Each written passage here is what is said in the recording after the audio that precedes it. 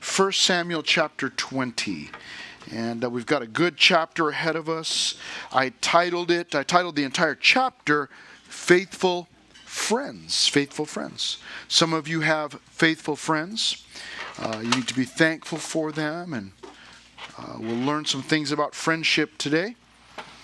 And some of us maybe do not have faithful friends. And if we don't, hopefully you will be encouraged to pray and seek out some faithful friends and to be a faithful friend to others. We've got two main divisions in this chapter.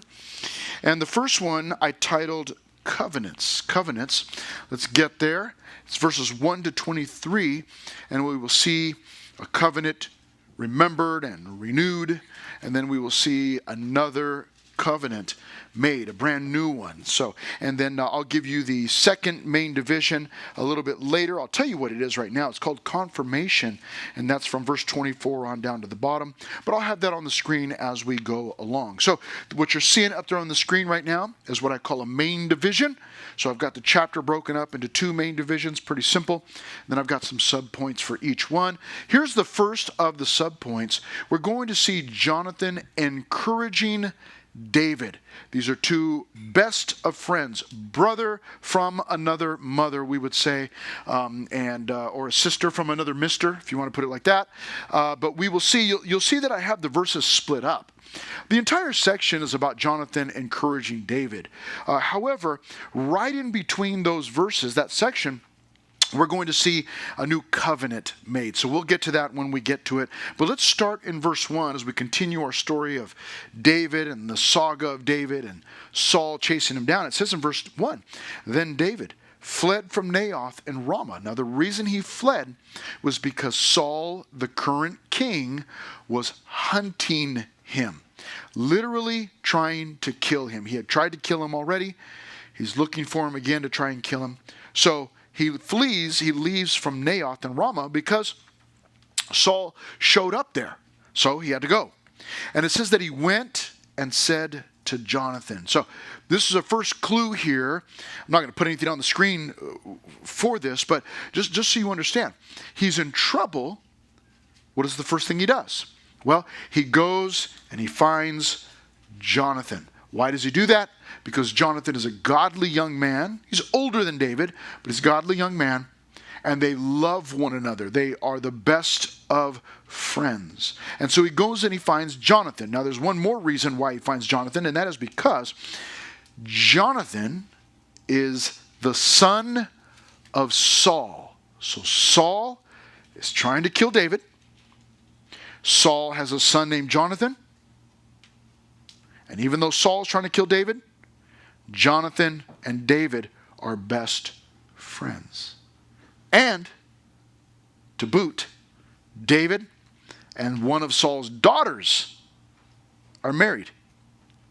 So David loves this family, but Saul certainly does not reciprocate. He doesn't love David. In fact, he wants to kill him. So he goes to Jonathan here in verse 1, and he asks him some questions. What have I done? What is my iniquity, or what is my guilt? And what is my sin before your father that he seeks my life, that he wants to kill me? Here's Jonathan in verse 2. Jonathan doesn't know that his dad is trying to kill David. Now, he knows that in the past, his dad tried to kill David. But Jonathan went and spoke to his dad and spoke some sense to him. And his dad, Saul, said, you know what? You're right. I got to stop. I got to leave David alone.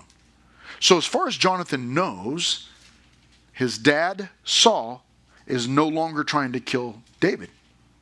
He doesn't realize that's not true. Saul is still trying to kill him. So he goes on to say this in verse 2. So Jonathan said to him, by no means, you shall not die. Indeed, my father will do nothing either great or small without first telling me. And why should my father hide this thing from me? It is not so. So Jonathan says, you know what? My dad tells me everything. And there's no way that he's trying to kill you because he didn't tell me he's trying to kill you. I know that he tried to kill you in the past, but he's not trying to kill you. So Again, Jonathan doesn't know. But I love, we're going to see lots of smaller hints in here of the friendship that they have. I love what Jonathan says to his friend David.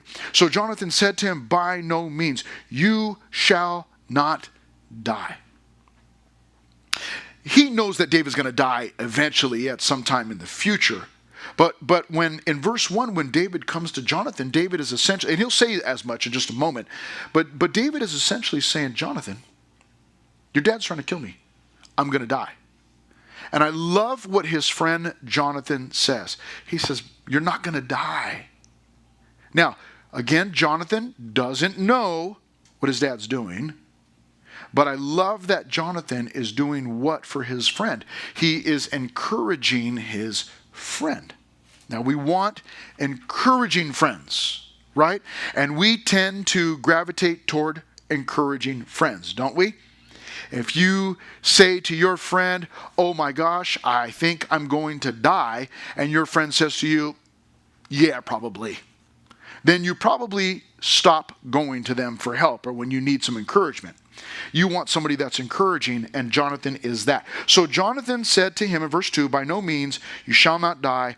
My father tells me everything. There's no way this is possible. Verse 3, then David took an oath again.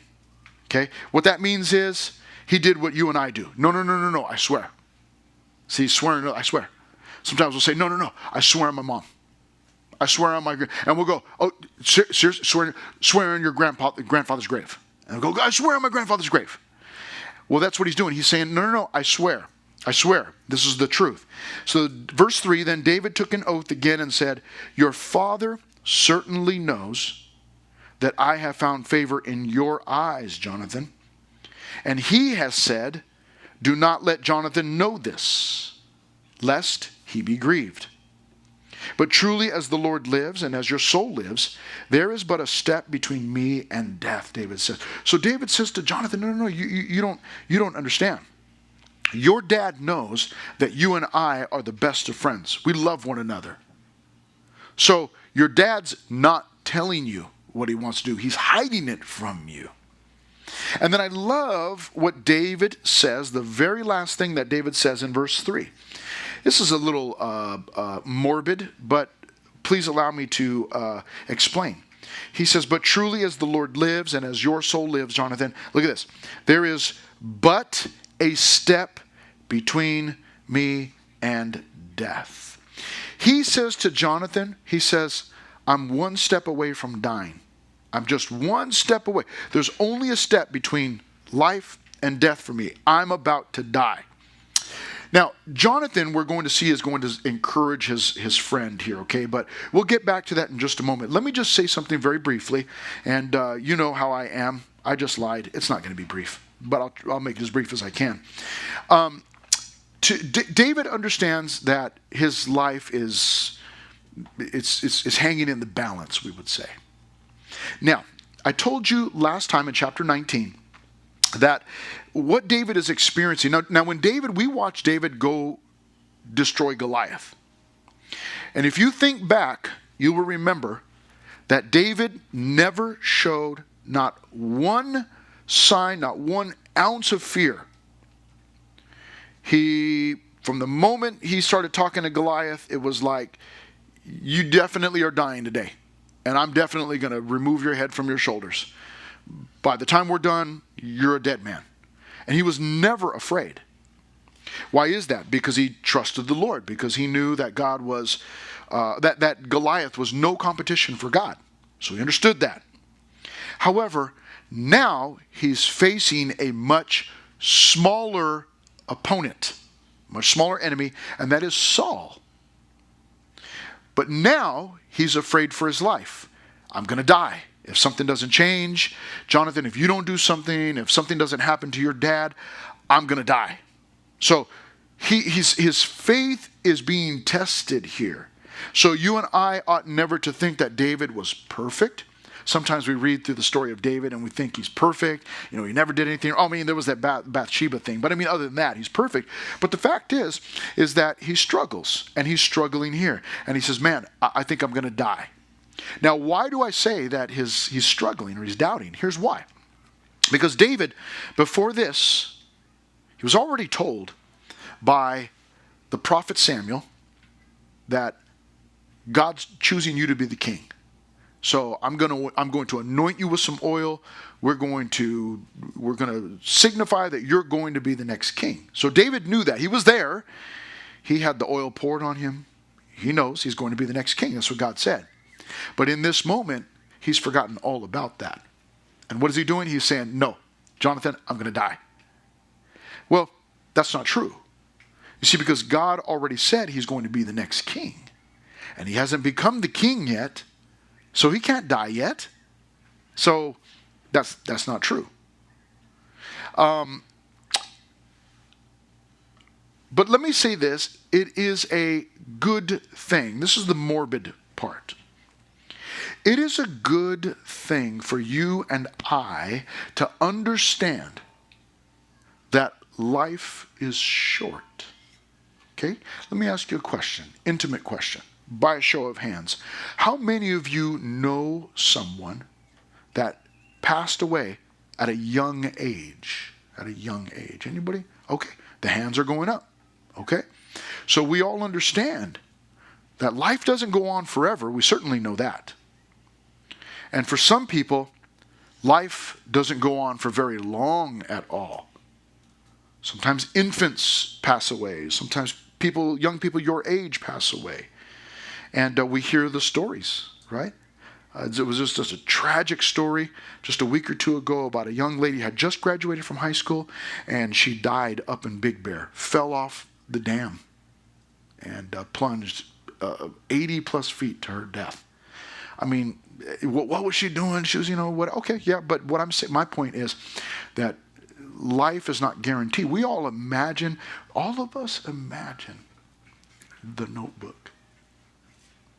And that, man, I'm going to be like 100 years old, and I'm going to be laying in the bed next to my spouse, and we're going to die together when we're 100 years old. And we imagine those things. But the fact is that doesn't happen with everybody, right? Not everybody lives to be that old. And sometimes life is very, very short.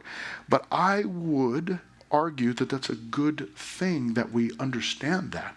Because then what happens is it helps us to make mature decisions.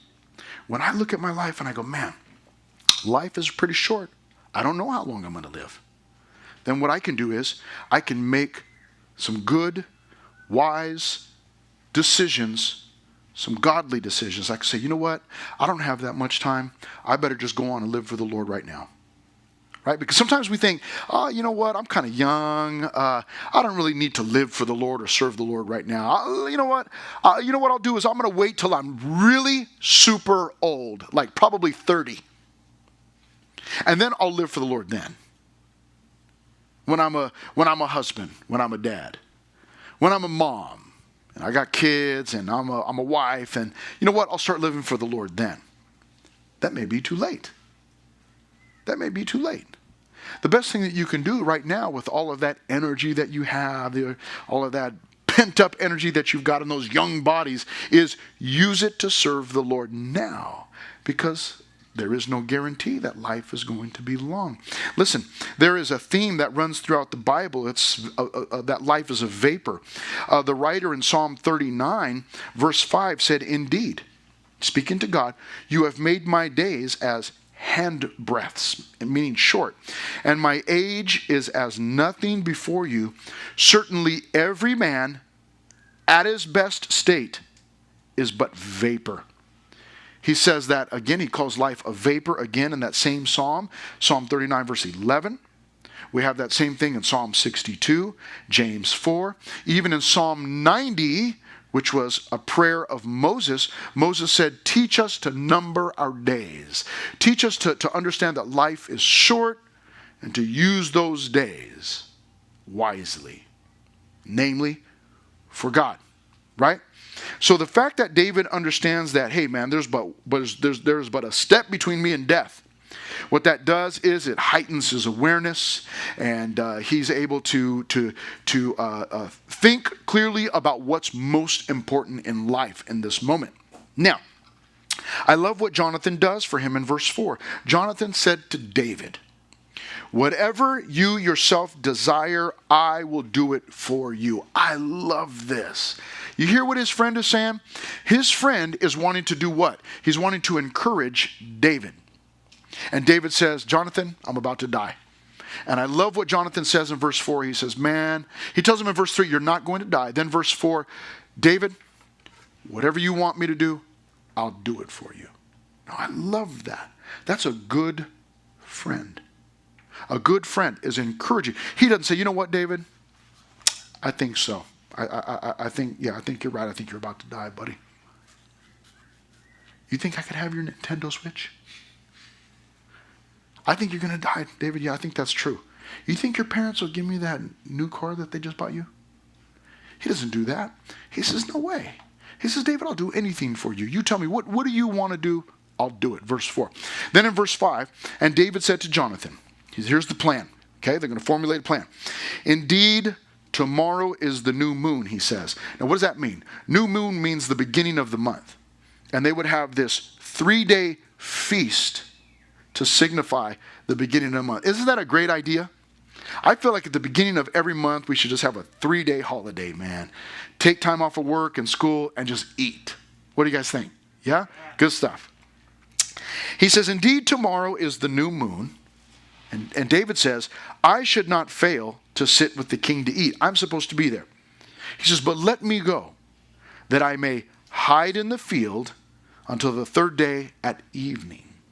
If your father misses me at all, if he asks about me, verse 6, then tell your dad this. Say, David earnestly asked permission of me that he might run over to Bethlehem, his city, for there is a yearly sacrifice there for all the family.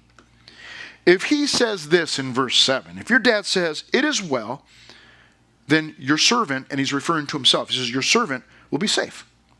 But if he is very angry, be sure that evil is determined by him. This works really well when you open it. Otherwise, the water doesn't come out. He says, so that's going to be the determining factor. Verse 8. Therefore, David says, you, Jonathan, shall deal kindly with your servant David, for you have brought your servant into a covenant of the Lord with you. Nevertheless, if there is iniquity in me, kill me yourself, for why should you bring me to your father? There's the covenant part. Remember, the main division is called covenants, plural. Here's the first one. The first one he's referring to, he says, Jonathan, you brought me into a covenant. Now, that was already made prior to this. And we don't know exactly what they talked about as part of that covenant or that agreement. But one of the things that they talked about for sure was this. Because David reminds him, he says, listen, Jonathan, you got to help me out. Because remember, we made a covenant. We made an agreement. So evidently, part of that agreement was, I got your back, you got my back, and let's watch out for one another. So he's reminding Jonathan here, we've got a covenant. Remember that? Okay, very good. Now, he comes up with this plan. I'm going to miss the feast. You talk to, if your dad goes wild, then we'll know that I'm a dead man. If he's fine with it, then we'll know that'll be the sign that I'm okay and I can come back. Okay? But Jonathan said in verse 9. No, I'm sorry. Let me mention this. At the end of verse 8, David added on, if there is iniquity or guilt in me, kill me yourself. For why should you bring me to your father? In other words, Jonathan, listen, we're honest with one another. If I'm guilty of doing something wrong, don't bother taking me to your dad. Just kill me yourself. Just eliminate me. Because David knows he hasn't done anything wrong. Now, verse 9. Here's David's BFF again. Look what he says. But Jonathan said, far be it from you. He says, David, listen, there's no way this is going to happen. He says, for if I knew certainly that evil was determined by my father to come upon you, then would I not tell you? He says, listen, my dad hasn't told me anything. You think you're going to die. He says, you're wrong, man. You're not going to die. Now, Jonathan doesn't know. He doesn't have TikTok. He doesn't have Instagram stories. He doesn't have, some kind of social media or a phone or some way to know. He doesn't know that his dad actually is hunting for David. In Jonathan's mind, he's like, my dad hasn't said anything. So there's no way, David. But I love the fact that Jonathan is encouraging his best friend. No way you're going to die, David. No way. Come on, get that out of your mind. I love that. So it says in verse 9, far be it from you. He says, verse 9 says, I would have told you. Verse 10, then David said to Jonathan, who will tell me? Or what if your father answers you roughly? How am I going to find out? And Jonathan said to David, come, let us go out into the field. So both of them went out into the field. Then Jonathan said to David, the Lord God of Israel is witness. So we're speaking these things in the presence of God. He says, when I have sounded out my father, in other words, when I've tested my father, sometime tomorrow or the third day, and indeed there is good toward David, and I do not send to you and tell you. Now listen, what he's saying is, David, there's no way this is accurate. He says, on the tomorrow or the third day, I'm going to send you a good message. Did you see that? He says, and indeed there is good toward David. He goes, Jonathan is like, no way. There's no way that my dad's trying to kill you. I'm telling you, David. He swears. He says, but I'll tell you. Verse 13, Jonathan is still speaking. May the Lord do so, and much more to Jonathan. It's funny, talking about himself in third person here.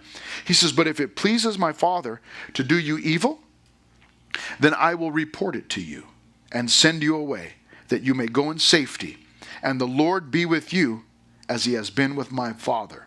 Now, just a quick little side note, and this will be a quick one. Up to this point, there's nothing recorded for us that says that Jonathan and David, best friends, that they specifically talked about David being the next king. That conversation is not recorded. But we may safely assume that because they're BFFs, they've certainly had that conversation. Certainly David has said, yeah, the prophet showed up, he anointed me, told me I'm going to be the next king. I mean, it had to have happened at some point, right? I mean, you've got a BFF. Some of you have BFFs, and you probably tell them everything. That happens more so with the girls, not so much with us guys, because even with our best friends, we still kind of we don't tell them everything, right? Especially for the guys, if you like a girl, be careful, right? Because you tell your friends, sometimes friends got a big mouth, man. He'll be like, oh, well, I just wanted you to pray for this, for my friend because he really likes, so-and-so, Just pray for him because he thinks that she's really hot, or something like that. So you got to be careful. But the girls tend to tell everybody everything, or tell their best friends everything. And, here you've got these two best friends, and they've got this fantastic relationship. They tell each other everything, we may assume. So the only reason I'm saying all that is because of this. At the end of verse 13, Jonathan says, and the Lord be with you as he has been with my father. So it sounds like Jonathan is saying, I want God to be with you when you're the king, like the Lord used to be with my dad when he was first king. That's what it sounds like. So it sounds like Jonathan knows that David's going to be the next king. Okay? Now, right in the middle here's the next subpoint. It's going to go right in between. So it's going to be verses 14 to 17. I said this, establishing a new covenant. Now they have a covenant already, an agreement. But now there's this new one established. Verse 14. Jonathan says this, and you, speaking to David, shall not only show me the kindness of the Lord while I still live, that I may not die. In other words, David, you agree not to kill me. Whatever happens between you and my dad, you agree not to kill me. He says, verse 15, but you shall not cut off your kindness from my house forever. No, not when the Lord has cut off every one of the enemies of David from the face of the earth. So Jonathan made a covenant with the house of David, saying, let the Lord require it at the hand of David's enemies. Now Jonathan again caused David to vow because he loved him, for he loved him as he loved his own soul. What just happened? There was a new covenant made. Now they already have a covenant. They made an agreement before this, and that agreement was between the two of them. They said, I'll watch your back, you watch my back. Let's shake on it. Okay? And they made this agreement. What just happened here is a new agreement. So now they're going to have two covenants. But what just happened here is that Jonathan said, okay, now we're going to make a new agreement, new covenant. And this isn't just between me and you as individuals. This is going to involve my family and your family. He says, David, whatever happens from this point on, between you and my dad, I want you to promise that you are going to treat my family well. He says, I'll treat your family well. You treat my family well. That's why he said, he used the word house in verse 15. He says, verse 16, look at this. So Jonathan made a covenant with the house of David, not just David, but the family, the house of David, and it was between him and Jonathan's house. By saying house, he's saying family. And you go, well, the whole family's not there. No, but they're making this agreement. They're saying, we're representing our families. And David, I know that you're going to be the king. You're going to have the power to kill us all, which kings oftentimes did. If a new king took power, it was not an unusual thing for the king to then go and kill the previous king and family. That way nobody would challenge his throne. Jonathan says, you're going to treat us well. And then I love this in verse 17. Now Jonathan caused David to vow. He did it because he loved him, for he loved him as his own soul. He caused David. You know what that means? That's a nice way of saying he made David promise. No. You're going to promise me right now. And David might have said, man, I don't know if I can do it. No. We're not going, nothing's happened. You give me your word right now. We're not leaving. No. You gotta right now, let's make an agreement. Now again, I love this. This is a good characteristic of a good, strong friendship. Somebody who says, no, this is the right thing to do, and I'm making you promise to do it. Let's go. I don't want to hear any excuses. I don't want to hear that you maybe not. No, I don't want to hear all that. Yes, just say yes right now. You have a friend like that?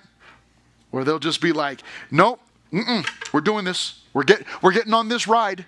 Come on, we're going to do this together. I don't want to get on there. No. You're getting on it. Now, I really, no, you're looking at it and like, listen, I haven't even had time to write my will yet. I don't think I can get on this ride. No. You're getting on it. Yes. Just say yes. And they get you they get you in a headlock and you're just like, all right, I'm not getting out of this. All right. Yes, let's do it. Well, Jonathan did that for his friend David. And he says, man, I'm doing this because I love you. Motivated by love, right? You go to Magic Mountain. You don't want to get on the ride. Your friend is saying, no, you have to get on the ride. And you're like, why do you hate me? But they're not doing that because they hate you. They do it because they love you, right? And you're going to be scared out of your mind. And afterwards, you're going to go, you know what? I hated it, but I'm glad I did it or whatever. I'm glad you made me do it. Sometimes we go, you know what? I'm so glad you made me do it. Well, here, they're making this agreement. Jonathan's like, no. We're making an agreement right now. We're going to watch out for one another's families. Now, it goes back to the encouragement part, beginning in verse 18. Then Jonathan said to David, tomorrow is the new moon, and you will be missed, because your seat will be empty. And when you have stayed 3 days, go down quickly, and come to the place where you hid on the day of the deed, and remain by the stone Ezel. Now, what does that mean? He says, listen, here's what we're going to do, David. Now, you're going to miss the feast. What I want you to do is you go hide in the field where you hid before. You go hide there. And you're going to go, he goes, you know where the stone of Ezel is? David says, yeah, I know where that stone's at. Okay, you're going to go wait by that stone.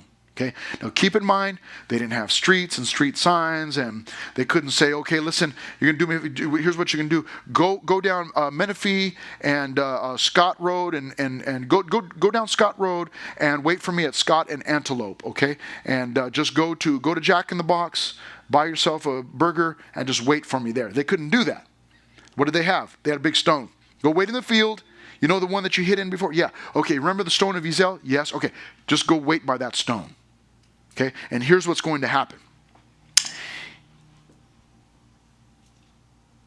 Verse 20. Jonathan says, I'm going to come out there and I will shoot 3 arrows to the side as though I shot at a target.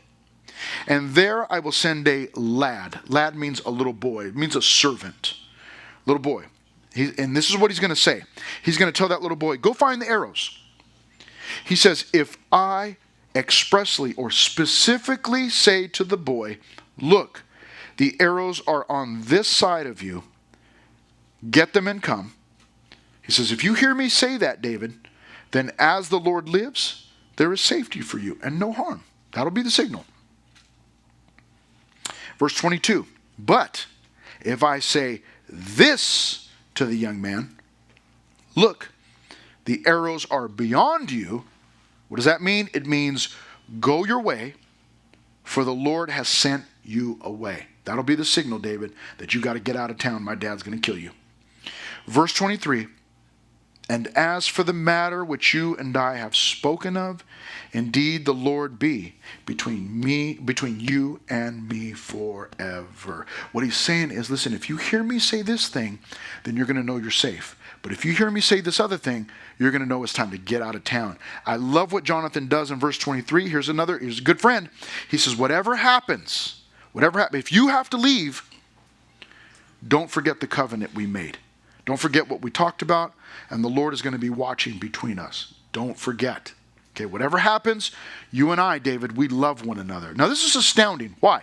Because Jonathan is choosing his best friend over his dad. Now, that's not normally something that we would encourage. Okay, we always want dad to be, one of your main leader, your chief go-to. But sometimes that's not the way it is, and it's not ideal. Okay. But I know some of your dads that I know, you got some pretty good dads. And so hopefully you're going to dad often and saying, hey, I've got this issue or whatever. But in this case, Jonathan knows, this is a specific case. Jonathan knows he can't trust his dad. His dad has an evil spirit from the Lord. He knows he's seen his dad lose his mind at times. So he knows. So he's choosing David. Okay? There's something bigger going on here, which we'll get to in just a moment. But let's get into our second main division. So there's the first one, covenants. We got our 2 main divisions. Here's the second and final main division. Now I'll have a couple subpoints here. The first thing that we're going to see from verses 24 to 34 is proof. Proof of what David was talking about. Let's find out. Then David hid in the field, and when the new moon had come, the king sat down to eat the feast. Now the king sat on his seat, as at other times, on a seat by the wall, sat in his spot. And Jonathan arose, which I think is an unfortunate translation. I think it should say, and Jonathan sat across, or in his normal seat. But it says that Jonathan was sitting there, and Abner sat, that's Saul's right-hand guy. Abner sat by Saul's side. But David's place was empty. Okay, here we go. Let's find out. Nevertheless, Saul did not say anything that day, for he thought, something has happened to him. He is unclean. Surely he is unclean. So Saul didn't see David, but he didn't say anything. He said, well, maybe David is ceremonially unclean and couldn't come to the feast. So we'll see what happens tomorrow, Saul is thinking. And it happened, verse 27, on the next day, the second day of the month, that David's place was empty again. And Saul said to Jonathan, his son, why has the son of Jesse not come to eat either yesterday or today?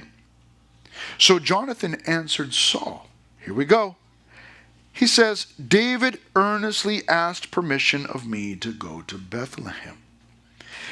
And he said, please let me go, for our family has a sacrifice in the city. And my brother has commanded me to be there. That's the story they gave. And now, if I have found favor in your eyes, please let me get away and see my brothers. Jonathan says, therefore, because of these things, he has not come to the king's table. David's not here.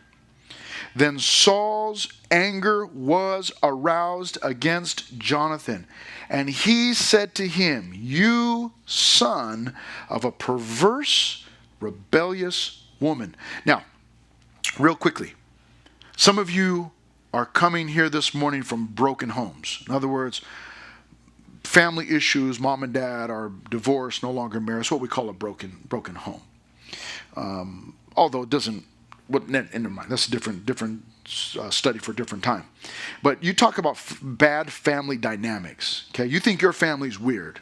Okay, you think your family's strange, and sometimes you might think, "Oh, my dad, he this or he that." Has your dad ever picked up a spear and thrown it at you? Probably not. Okay, has he ever picked it up and thrown it at your best friend? Right? Get out of my house! Coming over here like a bum, eating all our mac and cheese. Take this. Throw a spear. No, dad's never done that, right? Has dad lost his temper? No doubt. Has dad sometimes said things that he shouldn't have said? No doubt. Okay? But chances are your family dynamics are not quite like this. Now Saul, he's already tried to kill Jonathan's best friend a few times. And now he's cursing his own son, and in the process saying some pretty nasty things about his own wife, Jonathan's mom. What does he say? He says, you son of a perverse, rebellious woman. It's like, man, his mom was sitting right there. She might have heard that. These are the family dynamics. This is a signal that all is not well in their family. They got a messed up family. Okay? But he says this to him. He gets angry. Verse 30, right in the middle. Look what he says. Here's what Saul says to Jonathan. Do I not know that you have chosen the son of Jesse, that's David, to your own shame and to the shame of your mother's nakedness? In other words, you've shamed us by choosing David over us. Okay? Verse 31. For as long as the son of Jesse lives on the earth, you shall not be established, nor your kingdom. Now therefore send and bring him to me, for he shall surely die. Verse 31, Saul is saying this, Jonathan, if you do not help me find David, then you are not going to be the next king, because David will be. Now again, we don't have a specific conversation recorded where David and Jonathan talked about David being the next king, but we assume that they had that conversation. We also do not have a conversation where anybody ever told Saul David's going to be the next king. But when we read that verse, it sure does sound like Saul already knows David's going to be the next king, because he tells his son there in verse 31, if you let David live, then you're not going to have a kingdom. In other words, David's going to take it. And Jonathan answered his father and said to him, he asked him two questions. Why should he be killed? What has he done? Now look at this response. Then Saul threw a spear at him to kill him, tried to kill his own son in a rage, by which Jonathan knew that it was determined by his father to kill David. Now, real quick thing. In society, right now, 2026, there are very few people that have enough self-control to converse about things and to reason. what happens with a lot, those kids are having a blast. Huh? I mean, it's kind of hot out there, but you kind of wish that you were out there, like running around with them. But if it wasn't so hot.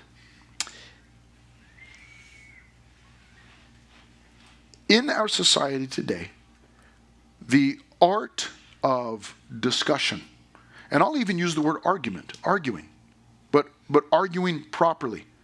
Very few people know how to discuss things.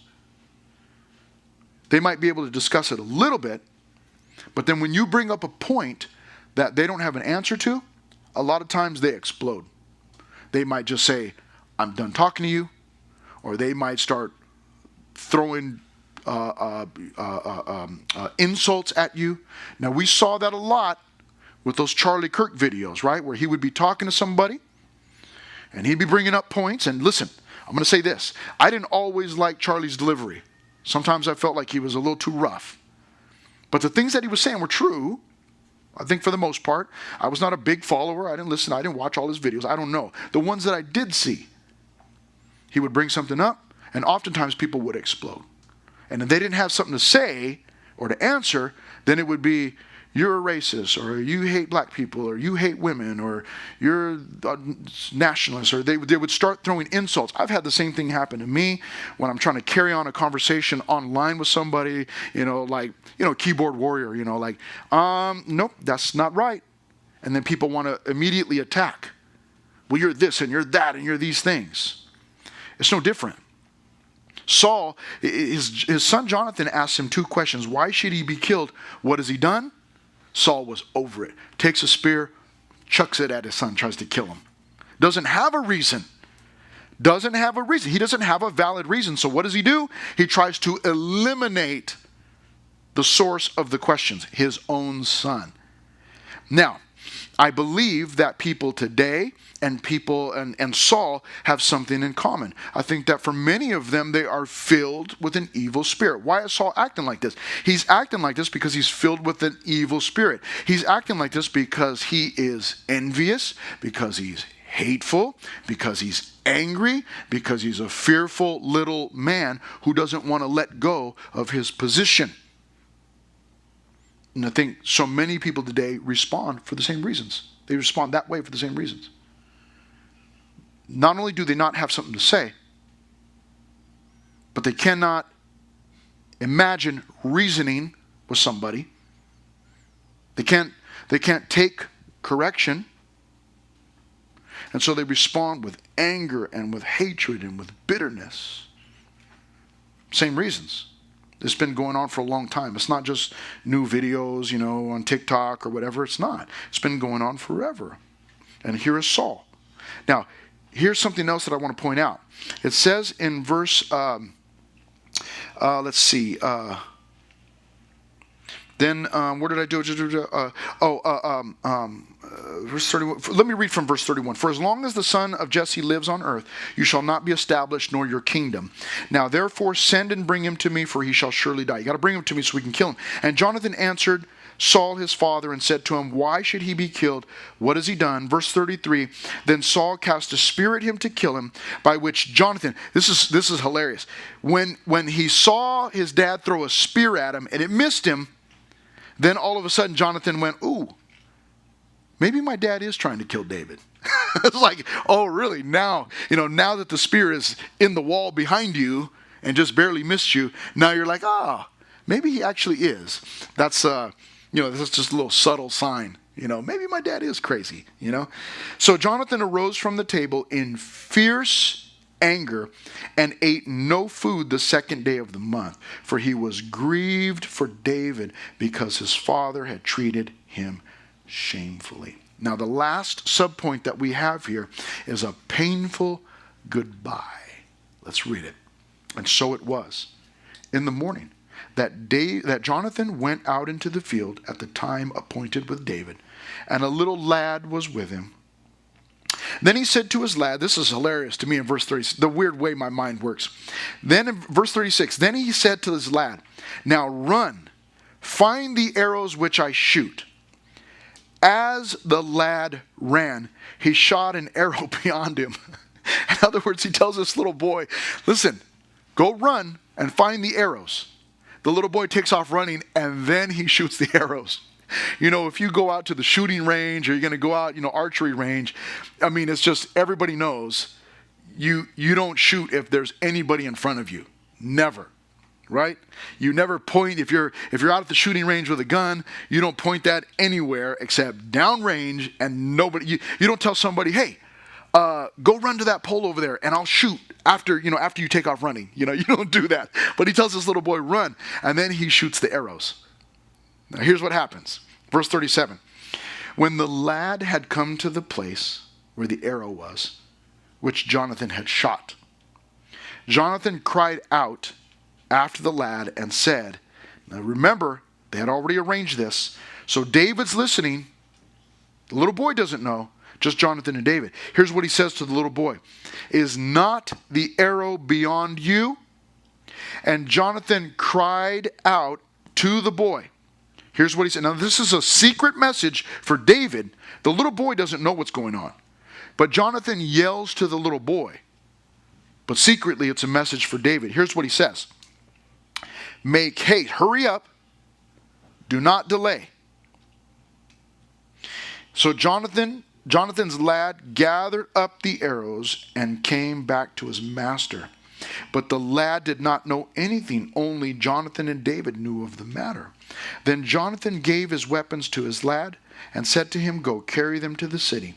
As soon as the lad had gone, David arose from a place toward the south. David was hiding in the field. He gets up. He fell on his face to the ground and bowed down 3 times before Jonathan. See, he's bowing down to Jonathan because he knows that him and Jonathan is a faithful friend. And he's bowing down in humility. And he's saying, I see what you've done. And then here it is in verse 41. They kissed one another. Nothing strange, romantic, none of that weird stuff going on. These are friends. These are best of friends. These are brothers. And they kissed one another and they wept together. But David more so. David wept more than even Jonathan did. Not that Jonathan didn't. He did. But David cried even more. Then Jonathan said to David, I love how this ends. Look at this. Then Jonathan said to David, go in peace. Go in peace. See, Jonathan's dad is trying to kill David. Bless you. Jonathan's dad is trying to kill David. Jonathan could have said, I love my dad, which he did. But he could have said, I love my dad, and I got to kill you, David. But he didn't. He says, go in peace. Since we have both sworn in the name of the Lord. Remember that covenant they made?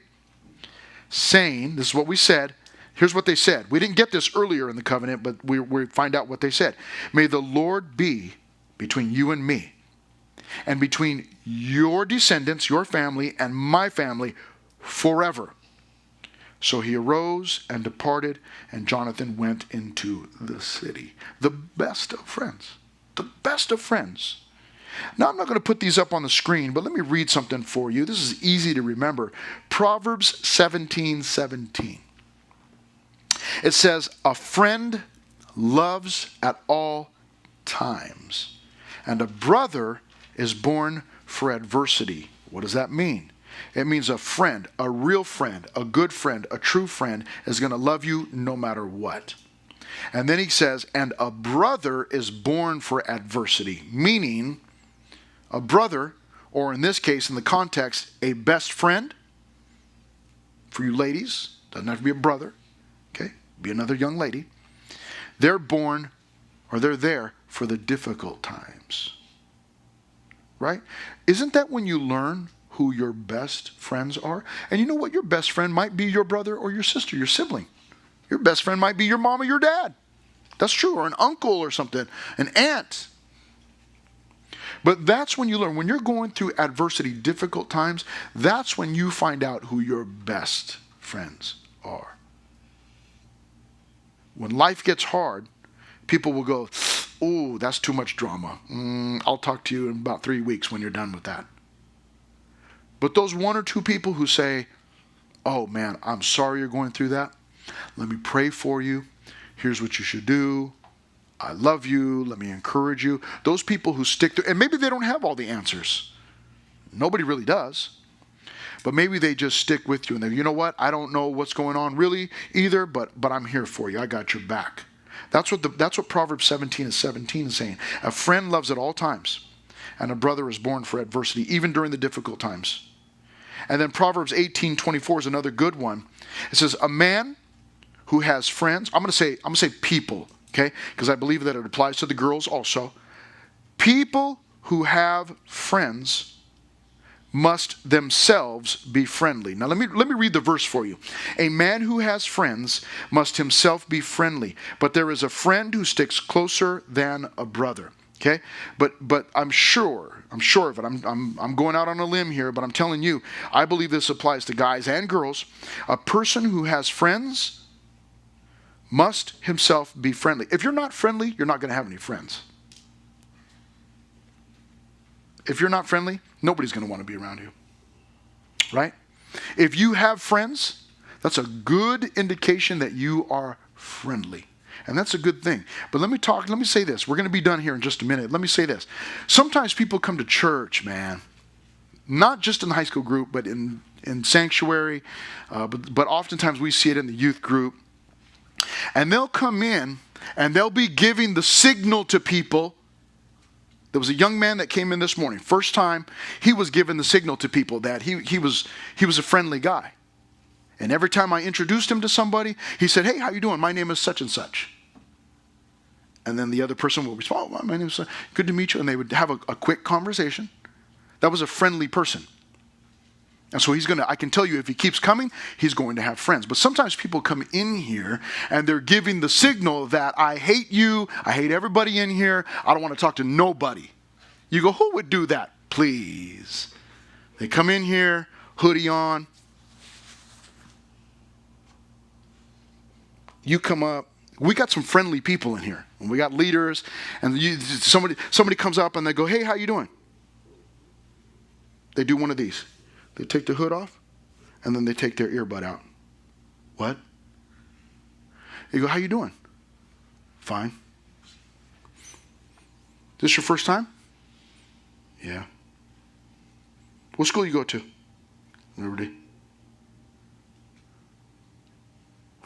Did you come with your family? Yeah. What are they saying? They're saying, don't talk to me. I don't want to know you. I don't want you to know me. I don't want to be friends with you. I don't want you to be my friend. I don't want to hear nothing about your Jesus. I don't want to hear nothing about your Bible. I'm here because it's more boring in the sanctuary. I don't want to be in there, so I came in here. Leave me alone. That's what they're saying. You know that. I know that. And then you know what happens? What happens is I end up getting an email on Monday from the mom. My son, my daughter went to your youth group. And it's not friendly. Nobody talked to them. Nobody said hi. Nobody welcomed them. Really? Because we have lots of students in here that are very friendly. I know that for a fact. And on top of that, we have leaders that are very friendly. Nobody said anything to your son or your daughter. They don't, your youth group, they got cliques, and it's always the same claims. You got cliques in your youth group and nobody's friendly and they don't want to say hi to my baby and we're never coming back. Well, that's exactly what your student wanted. Your student doesn't ever want to come back in here. That's why they did that. What can we do about that? We can't get somebody in a headlock and take your hoodie off and your AirPods and you better be friendly. We cannot do that. All I can do is give you the word of God. A person who has friends must themselves be friendly. If you don't want to be friendly, you don't want to have friends, then don't be friendly. But then don't blame us. And tell your mom, don't send an email. Okay? The verse goes on to say, but there is a friend who sticks closer than a brother. And those friends are few and far between. I have one friend that I have been friends with since junior high. He moved in 2 doors down from me, and then they moved, but they don't live that far. But I talk to him every once in a while. We text back and forth since junior high. Just one friend.